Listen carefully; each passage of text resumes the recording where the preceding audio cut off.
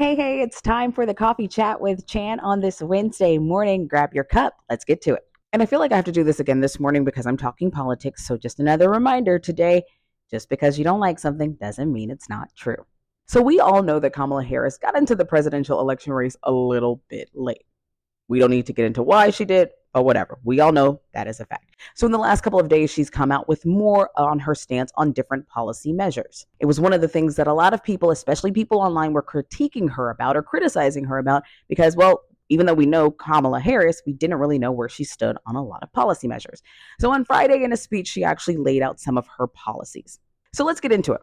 As you remember yesterday, I talked about Donald Trump, and as promised today, I'm talking about Kamala Harris. Now, as I was doing my research and digging through to try and find out where exactly she falls on some of these issues, I did find it pretty interesting that they're not listed on her campaign website yet, and they're not really listed on the DNC's website.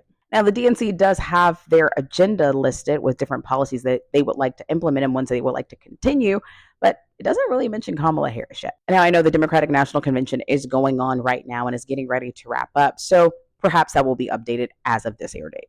All right, so let's get into more of what Kamala Harris is saying she wants to enact policy-wise. So she wants to give up to $25,000 to first-time homebuyers, up to $6,000 for low and middle-income families with new babies, and in an expanded child tax credit, she wants to give people up to $3,600. She also wants to put a ban on price gouging with groceries, especially in the meat sector. Now, one of the big headlines for last week as well was the fact that Biden and Harris's administration was able to cap Medicare prices for a lot of prescription drugs that are very commonly used. This has been one of the big talking points for Harris, and she has re-emphasized this in her latest campaign speeches. Now, I had to do more digging now to find out where she stands on things like immigration and foreign policy, but according to a recent NPR article, she does want to do a more larger pathway to citizenship for people trying to get into the country. But she does want to do more in hiring more border agents, and she does want to curb human trafficking at the border as well. Now, in regards to foreign policy, she hasn't really talked a lot about this other than some comments that she made that were pretty fiery, at least for her,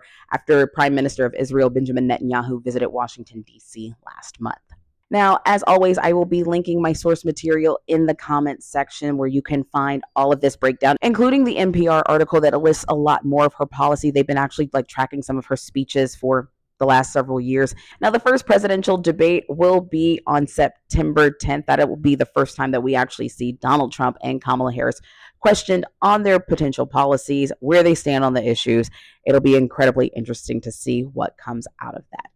In the meantime, though, that is all for today's coffee chat on this Wednesday morning. As always, give me a like and hit that subscribe button if you enjoyed getting your news here on YouTube like this. As always, stay curious, stay caffeinated.